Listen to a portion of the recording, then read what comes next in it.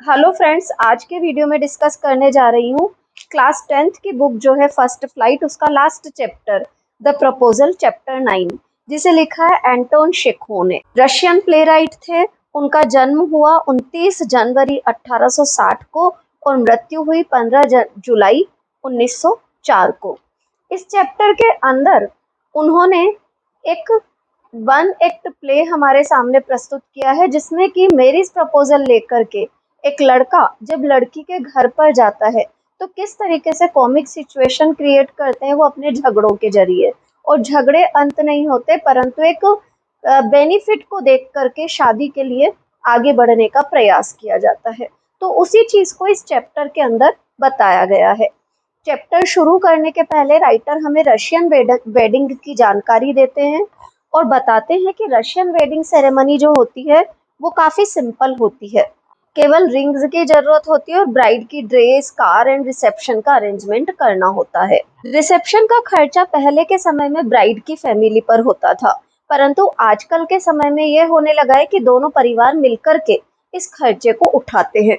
Wedding process में कुछ cars होती हैं। ब्राइड एंड ग्रूम के फ्रेंड्स शादी के पहले एक दो बार मिलते हैं, पोस्टर्स बनाते हैं, स्पीच लिखते हैं और कॉन्टेस्ट ऑर्गेनाइज करते हैं।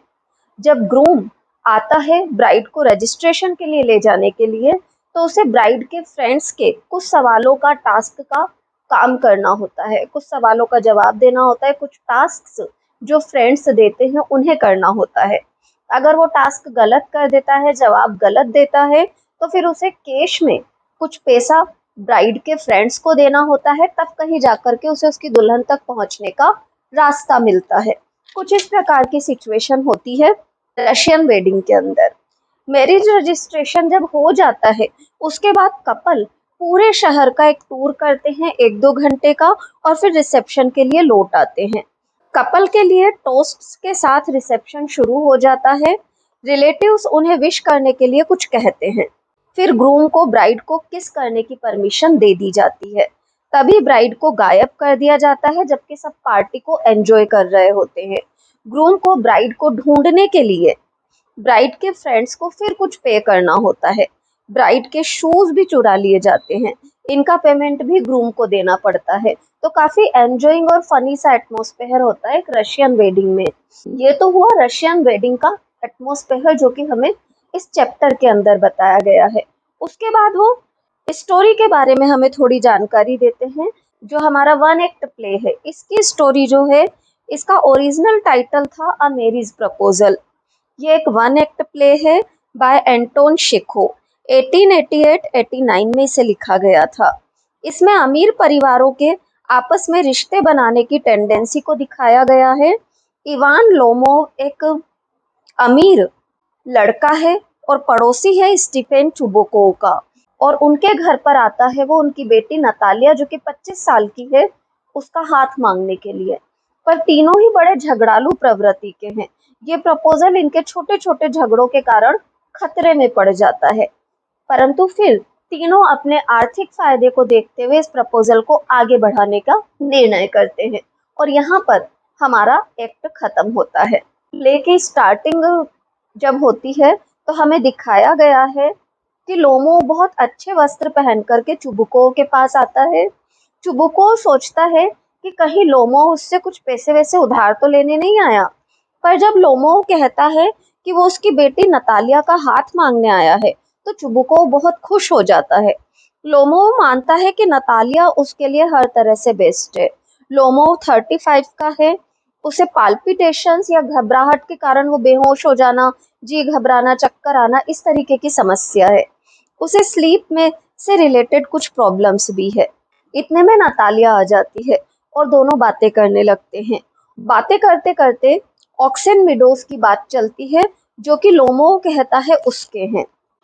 उनके अधिकार को लेकर के फिर दोनों में बहस शुरू हो जाती है।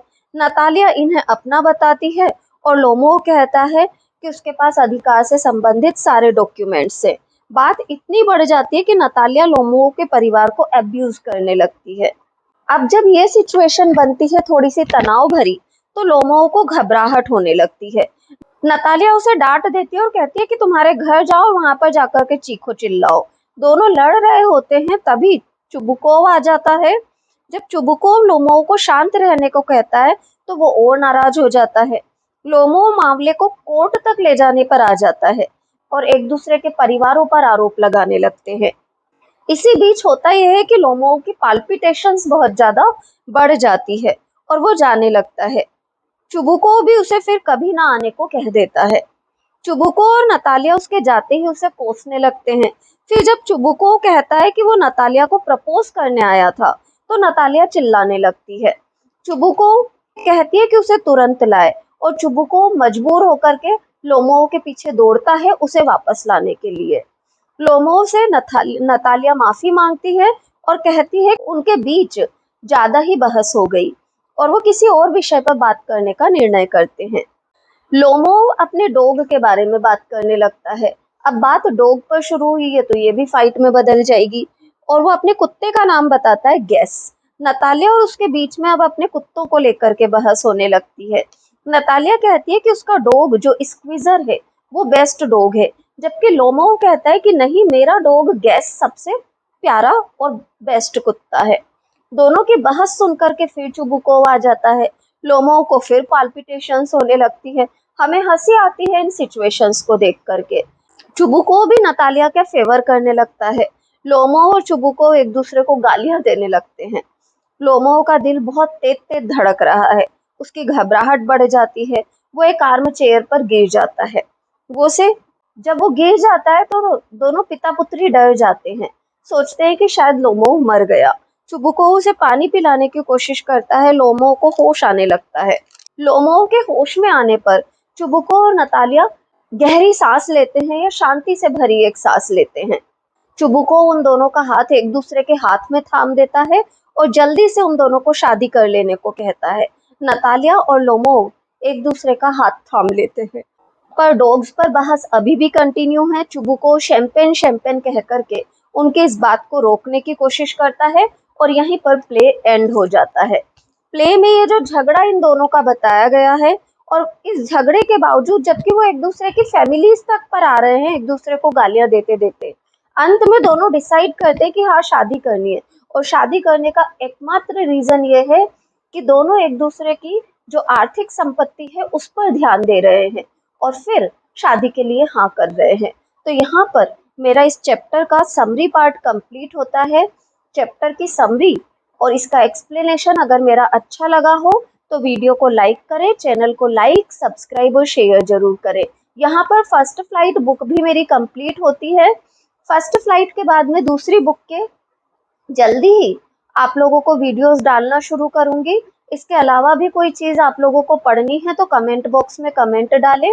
वीडियोस अच्छे लग रहे हों तो जल्दी जल्दी चैनल को सब्सक्राइब करें। Thank you everyone.